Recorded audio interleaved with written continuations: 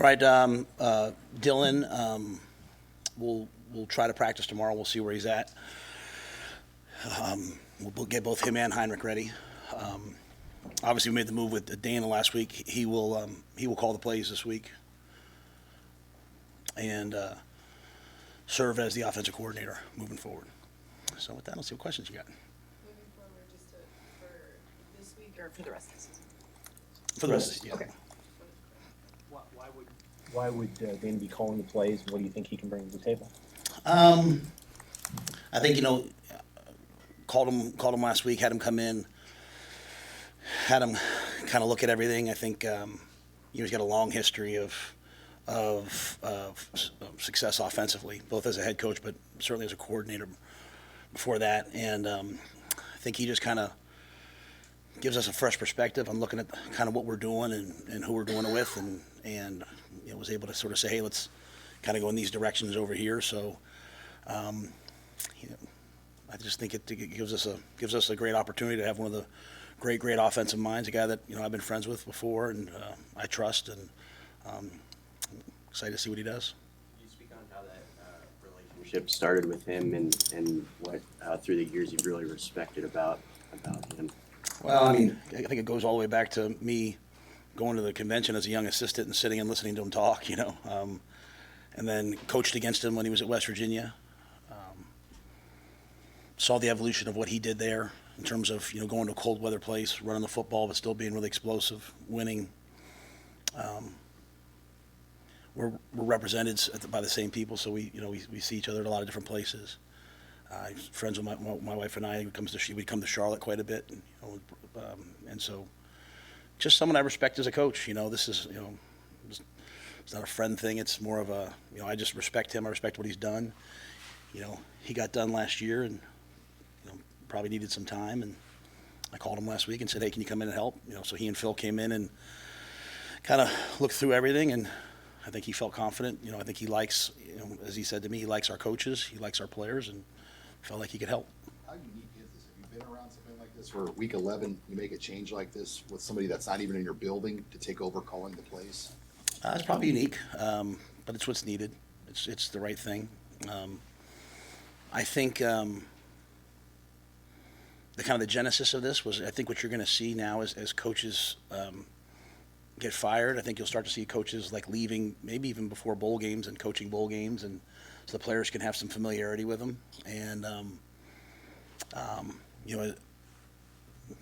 think that that was kind of in my head of like, hey, I think you've seen coaches take jobs now and then go there and coach the bowl game. When I went to Baylor, I sat out and didn't do that, and so I didn't really have a chance to know the players till mid-spring. And so last Sunday, I appreciate all the work our staff has done. I love how hard they've grinded and cared about the kids and done their best and produced some good moments. And I felt like we needed some help, and so I just thought this was, the right thing to do. At the end of the day, like, it might be bold, it might be unique. And again, I didn't bring him at first with that. I said, hey, come and see. And I think as he got here, he felt comfortable. And Marcus walked in right away and was like, tell me everything you need. And Glenn did the same thing. And Garrett said, I can translate this into your language. And so and then Dana's obviously, he's really a smart guy offensively. He can figure out kind of what we're doing and what we do well. So Is this sorry. This is a signal a shift in your head coach's offensive philosophy? I want to score points. I think the thing with Dana, Dana came up last year, to visit, and at the time I was hoping, maybe he would do one of those. Sometimes as a head coach, you get fired, you go and you go down to Alabama, work for Nick Saban or something like that. And I looked at Coach Saban's history of having Bill O'Brien and Lane Kiffin and all those guys as OCs, guys who've been head coaches who have perspective. This is a lonely job sometimes, and to have someone in the building who's done that, you have someone to bounce ideas off of. So at the time, I was hoping maybe at some point he'd be ready to do this. But no, if I look, if I'm being honest about myself, if I look back, I think, we've always done a good job of playing really good defense. We've always done a good job of being physical. We've always done a really good job of developing players. When we've had good offenses, we've won games. And so Dana, when I think about what he's done, going to Oklahoma State, what he did there, going to West Virginia, the run game that they had, I competed against them. It was a really, really physical, tough team, and so it just made sense to me. Where does this leave Sat, and how do you structure the offensive coaching staff with a change like this and 3 games to go? Yeah, I mean, I'm just worried about right now. Marcus is about as good a man as I know, and he could have just said, "Hey, you know what? Fire me. Give me my money. I'm going to go home." But he didn't. He didn't. And in a world where, trust me, I get it. It's a results business, but like you're still trying to teach some life lessons to our guys. He humbled himself and said, "What do I need to do?" And it's like the first day Dana said to me, he watched practice. He's like, "Man, you got really good coaches. I'm watching them out there. Like I'm watching EJ, I'm watching Donnie, I'm watching Sat, I'm watching Glenn, I'm watching Garrett. Like there's great coaches here. We just have to find the things that like our guys do well. Let's just do those things and eliminate all the other stuff." And so, so Sat's out there coaching the tight ends. Garrett's coaching the wideouts. Donnie's coaching the O-line. Glenn's coaching the quarterbacks. EJ's coaching the running backs. And anything that Dana needs, they're helping him. He's not. You can't come in and change the offense. You can't come in and install the air raid. You can't come in and. We're in week 11, as you said, but you can come in and say, "Hey, what are the things that we do well? Who are the guys that make plays, and let's figure out how to do it with those guys." So I think that's the big picture that I think he's doing right now. What people want to know, Matt, is would the air raid be something you consider down the line after the season? Yeah, I think right now I'm just focused on right now. I think if you watch what Dana did at West Virginia, I think whether we're playing Lincoln Riley this week, right? They all have the air raid principles in them. Everyone's going to run mesh and cross, and the plays that they invented, everyone runs, right? So it's really taken on a much bigger picture than that, if that makes sense. I think, Coach Leach was still doing purely the air raid, but I think when you watch what Coach Holgorsen's done, when you watch what Coach Riley's done, they've built powerful offenses with big people who run the football, play action, and yeah, they have some of those principles in there, but they adopt other things. So, but it's to me this is an opportunity. I have Tony White, who I think is a great coach, who does some unique things, and he's adjusted his offense to our people, or his defense to our people, and I think it's been really good. And I think Coach Holgorsen will adjust the offense to our people. And I don't know what 3 weeks from now holds. I have no idea. The off season's the off season, but this is not about next year. This is about right now. This is about us giving our guys the best chance to go out there and win at USC. What was your players' response to all this? That's a pretty Significant change. How do they respond, do you think, both in practice and also in conversations with you? There hasn't been I haven't had a ton of like that conversation. I think the players have just kind of battled through last week. Last week was a tough week, obviously, for us, right? So I think they kind of battled through it. I gave the seniors a couple days off, just to kind of catch their breath. They've done so much for the program, and I wanted the young guys to know last week, like, hey, this is not about next year. This is about right now. Like, get better now. And so it was good. You have some guys, maybe they're on the scout team, all of a sudden now they're up there playing, and then Thursday we all came back together. And I think Dana has just done a good job of saying, hey, guys, I'm just here to help. And so it has, I'm sure in the locker room there's seismic conversations, don't get me wrong, but no one's come to me with, hey, Coach, I think this is a good move or a bad move. I think they've just kind of said, hey, what are we doing next? And I think I will say this, just being out on the field and watching, I think it's all flowed really seamlessly and really smoothly. And that was really the take from Phil. Like, Coach Snow came in and was like, I trust Phil with my life, and he was like, man, you got a really good group of kids. You got a good defensive staff. It's just some of these games, it's just like a play here or play there. It's like, you're knocking the quarterback out of bounds on 3rd and 8 when you need to come around and sack fumble the ball, right? So it's just, just a little edges here and there that we're fighting for. what specifically what was Dylan's response? I think Dylan trusts me and trusts the program. It was just kind of like, what are we doing moving forward? And, I think he just took it as like, hey, this is, what are we doing today? He's trying to get his back healthy, right? So, but I think all the guys had a really positive reaction to it. And go back to what I said last week, really at the end of the day, like, players need to play. Like, players need to go make plays. Like, you watch on Saturdays, players have to go make plays, and so Dana and the staff will do their best, give the players the best opportunity to go make plays, and then we need the guys to go make them. So the whole play calling thing is, okay, we've tried to handle that. Now go make some plays, and let's make this what it is. Football's a game where players win games, and we got good players. We expect them to go win some games. Where did the play calling fall short in the first half of the game? I think that's too big of a picture. I think if I said anything, I just think, as we've moved throughout the year, we've probably tried to do too many things. Try to get, trying to get this guy involved, trying to get that guy involved. Trying to make up for, hey, we're struggling a little bit here. Probably too much of that, as opposed to just sort of. And I'm not blaming. I'll put that squarely on me as the head coach. I'm not putting that on anyone else. So, maybe like I said, a fresh look from the outside, someone with eyes, with no context of the history of everything, just kind of watching it. I think that's probably the biggest thing, and we'll see what it does. I don't know that we're all of a sudden going to score 50 points a game, but maybe we can get 10 more, 15, 13 more points. Maybe we can convert a couple more third downs. So I think that's just the hope, is just, hey, what do we do well, and let's build on that. Hey Matt, Dana has shown in his previous stops as head coach that he can run the football. How does his style of running football differ from what Marcus did here? I mean, I think we run the same plays. I mean, coaching against him, he ran inside zone, he ran counter, power. A little more out of 11 personnel, maybe not as many big sets, but I think the thing I've always respected about Dana was he took advantage of his players. He had Will Greer when we played him, and Will got the ball out of his hands really, really quickly and processed information really quickly. And I think it's probably the same. I think the biggest thing when I played against Dana is he's just a really aggressive play caller. He's gonna, I'm probably not a super aggressive person in that area. So I thought the best move for me was to bring in someone who is that way and push up, offset that against me.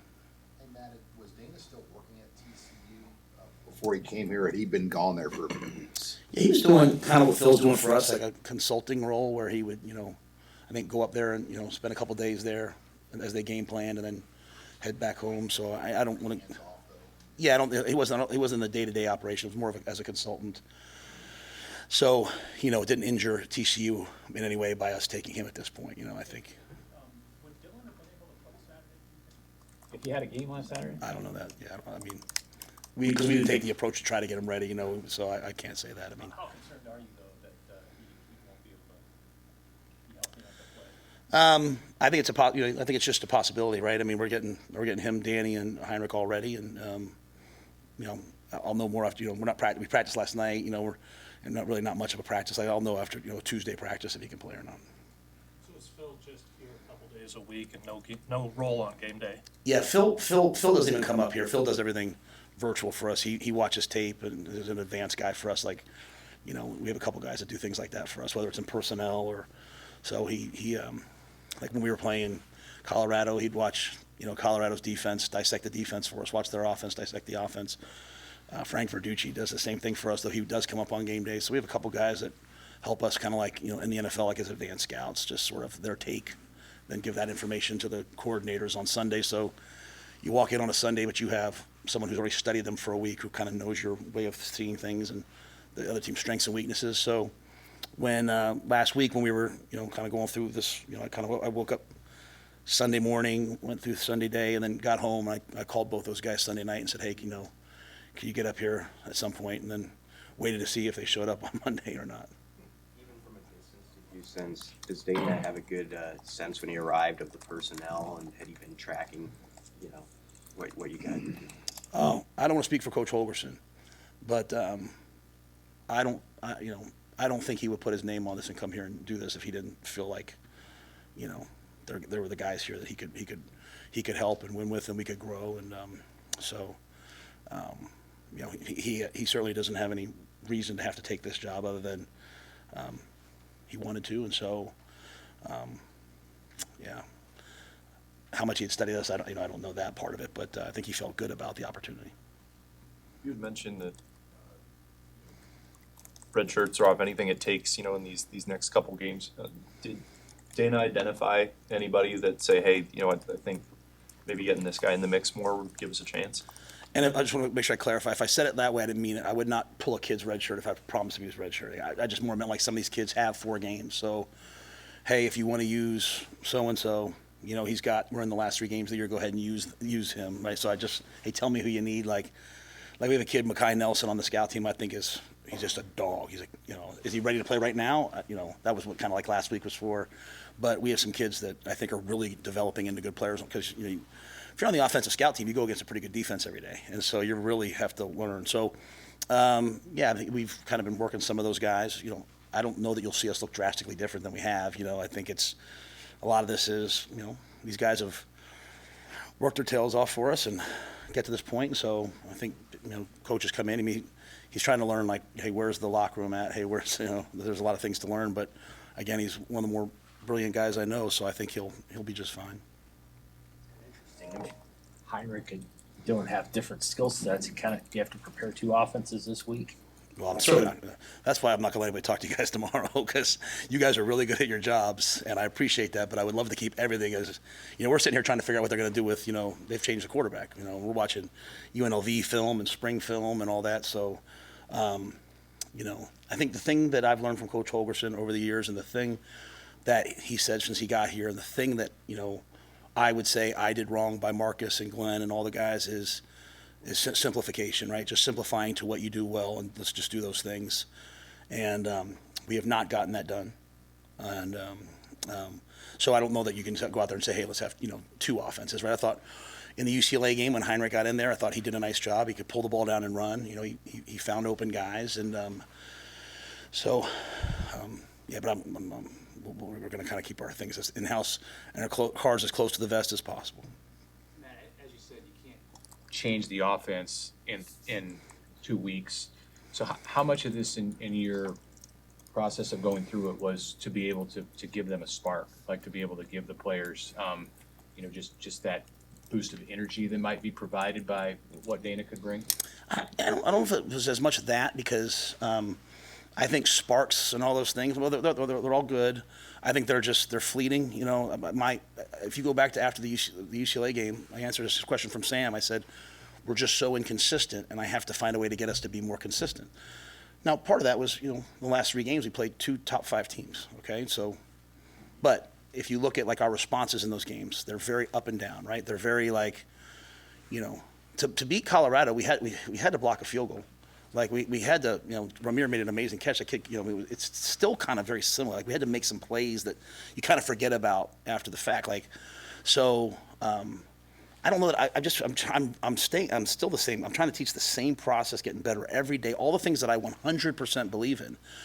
Now with that being said, when I look at what we're doing moving forward, I was like, I'd like Dana to come be our offensive coordinator. I'd like him to call the plays, you know, and run the offense moving forward. I think it's a great fit with me. I think it's a great fit with our players. And so my hope is he'd come in, consult, you know, like what he sees here, and stay here and be the coordinator moving forward. I don't know what's going to happen in 3 weeks. He might get a head coaching job. He might, you know, so I'm not. But to me, it was more about that as much as anything else. And honestly, I wanted him to be around our players and coaches, you know, so that as we go to make, you know, the right moves in the off season, it's great. So this was for me about just the right things moving forward. So can he help us this week? Can he help us next week, the week after? Can he help us in the bowl season? And then can he be the guy for us moving forward that takes us to the next level that we have to be? Matt, when you look at the Big Ten right now, there's 4 teams obviously that have pulled away. Then there's 13 teams that are between 4 and 6 wins. I mean, how tightly bunched is that group of 13 teams? And are you hoping this move can help move you guys up that group of 13 teams? Well, I mean, you know, there's 3 games left for us, right? And yeah, you see the parity. We're playing 3 really good teams, 3 teams that are in the same sort of area that we're in, right? You know, I watched Iowa play UCLA on Friday night, and I said, like, you know, I think Sam asked me a very similar question about the parity of the league. I said I thought UCLA had really good personnel. And I know the record says, but they had played LSU, they had played Oregon, they had played all these teams, and the scores sometimes got away from them at the end of the game, and they were closer than it looked to me, right? So I thought when I watched UCLA, I said this is a really, really talented team that's kind of hitting their stride right now. that's what they looked like on Friday night. You know, that was a game that, you know, they turned the ball over twice on Iowa's goal line, or it would have been 2 more touchdowns. And so I just think for me, it's about watching the film and seeing the different teams. So this is about bringing in Coach Holgorsen is about helping our offense be better this week against USC. It's about helping our offense be better next year. It's just about everything moving forward. And I think that so many things that we're doing are right and are trending in the right direction. This was an area that was struggling, and, you know, I tried to fix it. I hadn't been able to fix it, so I called someone that I knew could fix it. And I think Dana will fix it, and Tony will continue to do a great job, and special teams will continue to improve and play better, and the strength program will continue. We're out on the road recruiting. Like, we're going to continue to recruit well. We'll continue to, you know, learn how things are in the new Big Ten. I mean, but yeah. So I just think this is an area that was, you know, not at the level we want it to, and I went and found someone that I trust. And that, one of the big things with Dana was he knows how to score points. This year with you guys, I think you scored touchdowns about half your possessions in the red zone. What is it about Dana's red zone offense that impresses you? I don't know that I can say that specifically, other than he's always had the things that you're looking for to beat man and zero in the red zone. Like when you get down into the red zone, you know, you're looking to have receivers who can run options. You know, I mean, we played him when he had David Sills, and we still have a 2-point play called Mountaineer. You know, that he beat Texas with, which just gives the quarterback a lot of flexibility and variations. You know, but I think his commitment to both running the football and being aggressive in the passing game is good. It's, you know, it's tough to defend because you're always defending 50-50. And, you know, if you play outside leverage, he's going to run a slant. If you play inside leverage, he's going to run a fade. I mean, there's so many things going against him that have been hard and difficult to go, you know, to do.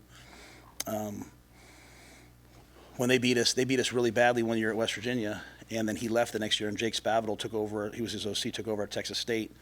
And we brought Jake in, and he went through every single play call with our defense. Phil Snow sat there, our entire defense sat there, and we listened to him go through every play. He almost was like, "You sure you guys want me to do this?" I was like, "Yes, we're going to learn from it," right? So that improved us. We went on that next year and won 11 games, and we're really a great defense. So just, you know, having that inside knowledge of why they did what they did against us and how they did it. But I think the options that they give guys and the freedom they play with is something that I think our offensive players need, and something that I probably don't do a good enough. I'm probably more of a defensive guy, you know. Like, and so, again, I'm just looking at myself very honestly. I think we're doing like 95% of the right things.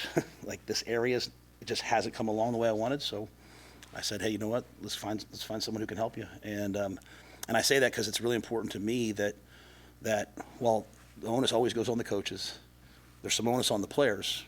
As the leader, I have to make the right decisions, and I'm hoping I made the right one. I feel very good about it since Dana's been here for a week. Obviously, we talk a lot about the quarterbacks, but, you know, Dana was a former receiver. He understands that part of the game too. How do you feel like your receivers can get better in the last 3 weeks? What maybe can he talk to Garrett about to get to affect that?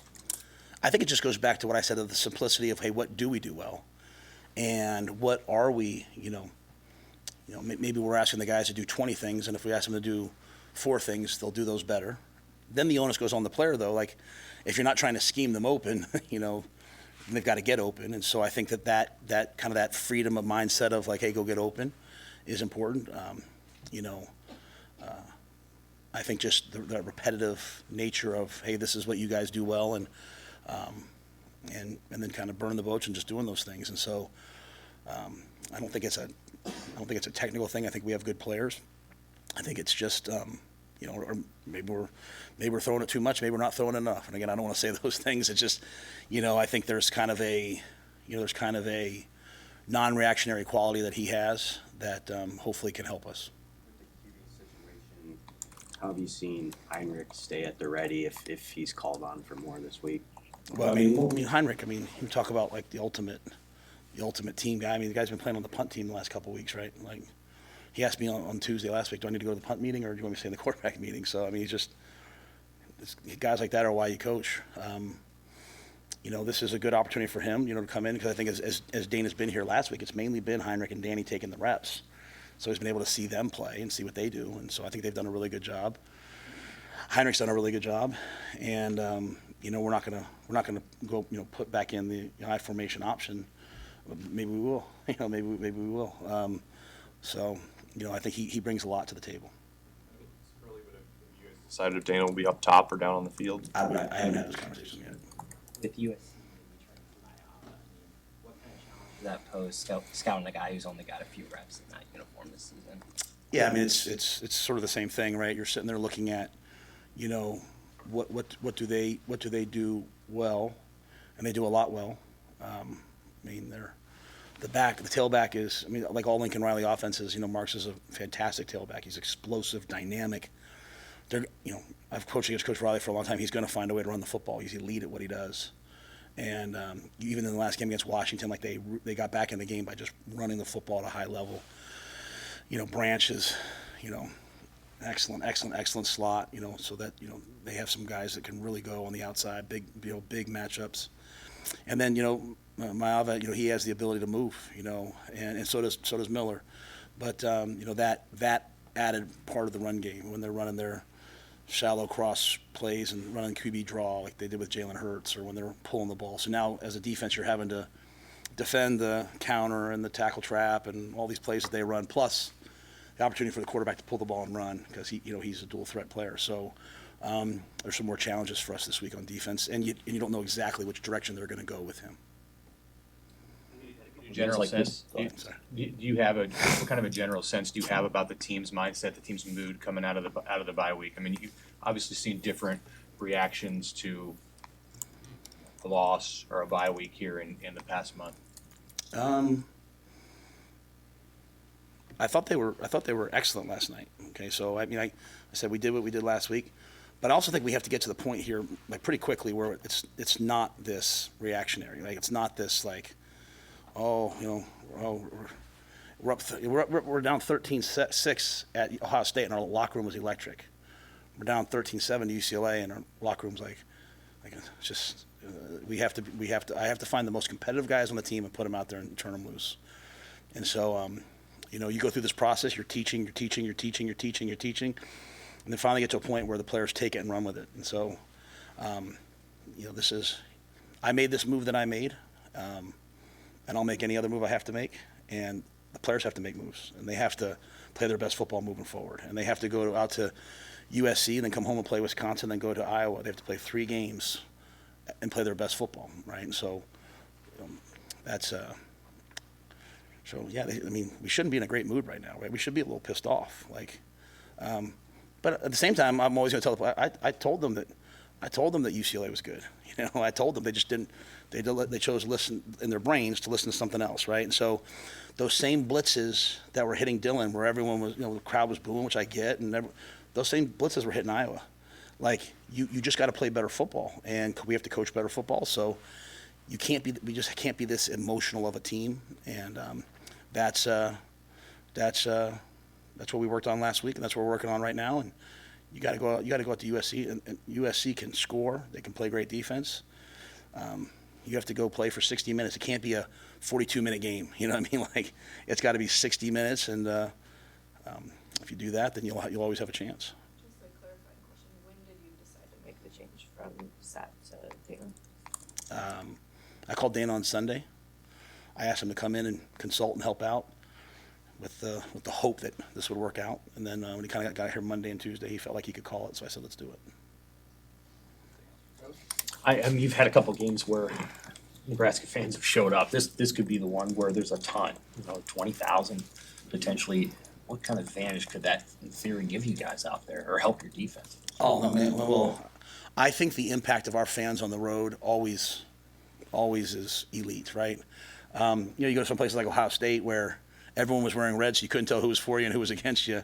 But you go to Purdue last year, at Illinois, like it's a real impact. And when they do show up in mass, it limits the need for like the silent cadences and all the things that make being on the road hard. This is, I don't know how many times Nebraska's played it, in the Coliseum. I don't know that, but this is like an iconic moment for me, at least, to have a chance to go coach in that. I coached there as a graduate assistant, but to be out there and to think about the world we live in college football now, where Nebraska is playing, at USC in a league game. You wouldn't have thought of that in a long time ago, right? But no, our fans show up and they make being on the road fun. And you know, even like I said, at Purdue, you could really feel it because they were behind us and, you know, directly behind us. And so that's an advantage when they sit back there because it's not quite as loud. You're able to communicate better. So I'm certain that they'll be there. All right, thank you. All right, thanks.